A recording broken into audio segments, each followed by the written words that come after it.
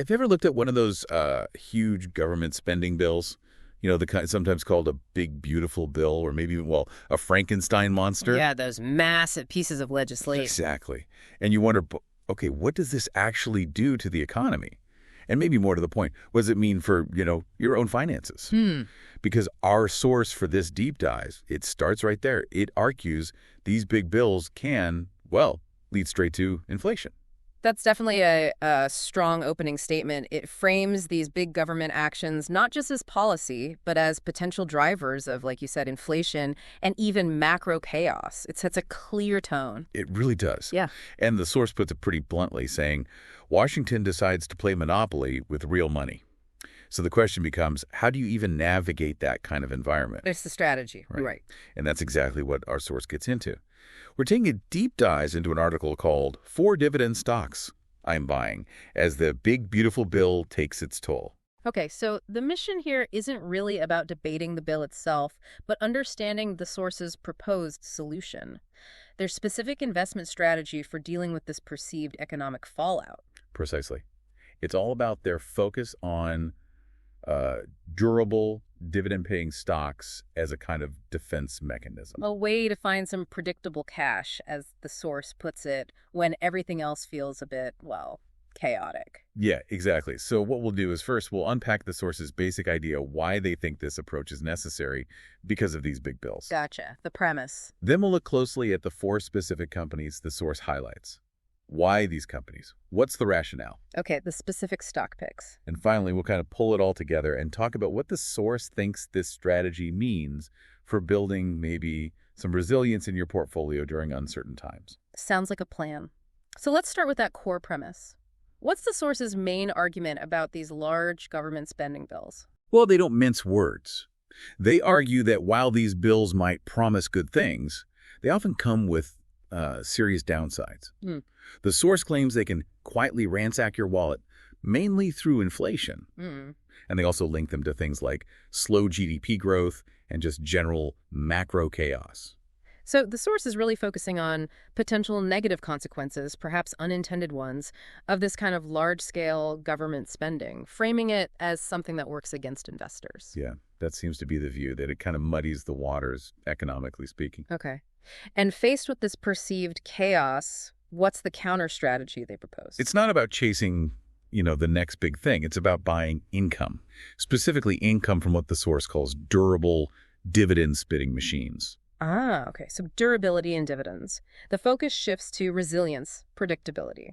If spending causes inflation and instability, the idea is to own assets that can hopefully weather that storm. Right. Assets that are resilient to this chaos. And that's where the dividends come, in that potential stream of cash flow that's hopefully more reliable than, say, just hoping the stock price goes up. So the concept of buying income here is really about owning companies that consistently give profits back to shareholders as cash. Less focus on short-term price swings, more on that regular payout. Exactly.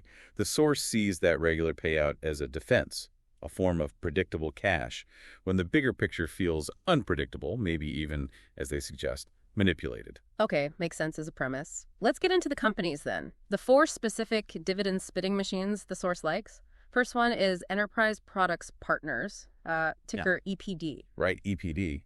And the source uses some pretty memorable analogies here, like the toll booth on energy. Or the Visa of hydrocarbons. I like that one. Yeah, it paints a picture, doesn't it? It gets at their business model. Yeah. The source says they don't drill or frack. They own the infrastructure of the pipelines for natural gas. Ah, so they're like the plumbing. They get paid for moving the energy, not necessarily based on the price of the energy itself. That's the idea. They collect tolls, essentially. Key details the source mentions. A dividend yield around 7%, which they say is well covered by consistent cash flows. Meaning the company makes enough money to comfortably pay that dividend. Right. And they also mention the payout ratio is not high, which is just another way of saying the dividend seems sustainable. They call EPD the steel backbone of the U.S. energy grid. Strong language. And the resilience argument. Pretty simple, according to the source. America needs energy. So even if a big, beautiful bill causes inflation or slows growth, that energy still needs to move. EPD owns the pipes, so EPD gets paid. And the dividend history. That's usually a big factor for dividend investors. Oh, yeah. The source makes a big deal of this. They say EPD has raised its dividend for 25 years straight. Wow, quarter century. Yeah. And the source calls that record a slap in the face to Treasury bonds, really contrasting EPD's growing income with fixed income in an inflationary world. Okay, so consistency and growth are key there. Let's move to number 2. Johnson & Johnson, J&J. J&J. The source calls this one the boring behemoths we deserve. Huh. Boring is a compliment, I take it. Definitely in this context. Also called the Fort Knox of dividend aristocrats. So safety, reliability again, what's the business model breakdown? Well, it's got that legacy in consumer stuff like Tylenol, but also medical devices, think hip replacements, and, of course, pharmaceuticals. Pretty diversified within healthcare. And the dividend details? Yield is lower, around 3% according to the source. Mm-hmm.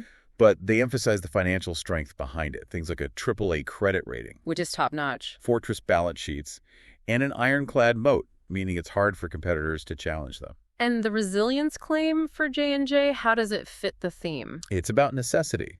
The source basically argues people still need healthcare bandages, medicines, medical procedures, regardless of rising interest rates or congressional clown shows. Right. Demand is relatively constant. Yeah. So J&J just keeps compounding quietly, as the source puts it, Yeah. while, Washington throws trillion-dollar tantrums. They do mention the Kenvue spinoff, the consumer health part. Briefly, yeah. Yeah. And they also touch on the talc lawsuits, but the source kind of waves it off as been there, priced that, suggesting the market already knows about it. The bottom line for the source is J&J equals survival. Survival through essential products. Okay. Third one, Realty Income, ticker O. Yes, the monthly dividend company. That name says it all, really. Very appealing for income investors. Totally. And the business model is owning commercial real estate. But the key, the source stresses, is the kind of tenants, recession-resistant tenants. Like what kind of tenants are we talking about? Essential businesses. Think convenience stores, pharmacies, grocery chains. The source names Walgreens, Dollar General, 7-Eleven as examples. Okay, places people still go even when times are tough. The source says these tenants survive wars, pandemics, and congressional budgets that look like Mad Libs. Yeah. The yield mentioned is about 5.5%. And they point out it's a REIT, a real estate investment trust. Meaning it has to pay out most of its income to shareholders by law. Exactly. The source frames that as being a tax-advantaged partner in economic resilience. Interesting angle. What about the investment case now? REITs haven't always been popular lately. Right. The source acknowledges that. They say REITs have been out of favor because interest rates were doing the jitterbug. Rising rates hurt REIT prices sometimes. So prices might be down. That's the opportunity the source sees. They literally say bargains are born in panic. And getting that monthly dividend check, they call it a glorious capitalist lullaby. A lullaby, huh? Okay, let's hit the fourth and final one. Brookfield Infrastructure Partners, BIP. Another strong analogy from the source here. Owning civilization itself. Wow, that's broad. It is. And also a global toll booth on everything. It captures the idea that they own essential physical assets worldwide. Like what kind of assets? Think railroads, data centers, utilities, pipelines, ports. The fundamental arteries of modern life, globally diversified. Okay, and the dividend picture? Around 5% yield, according to the source, and they highlight that it's been growing steadily. Crucially, they mention BIP often uses long-term contracts and has inflation-linked pricing. Ah, so their revenues can potentially adjust upwards with inflation. That fits the overall theme. Exactly. The resilience argument is that BIP is deliciously indifferent to political drama. They provide services governments need to keep running. Essential services again. Yeah.